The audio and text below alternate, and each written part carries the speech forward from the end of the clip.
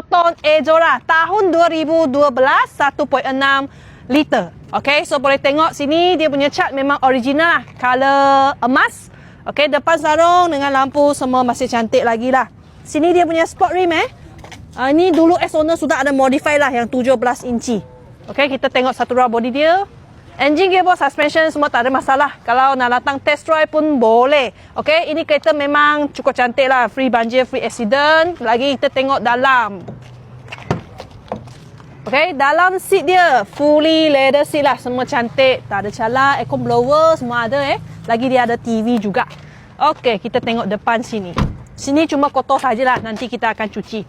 Depan pun sama juga. Fully leather seat. Semua cantik. Lagi tengah pun ada original radio player. Okay, multifunction steering, auto cruise system dia pun ada lah. Meter, dashboard semua masih cantik lagi. Aircon pun sejuk Sudah boleh bawa ini kereta balik.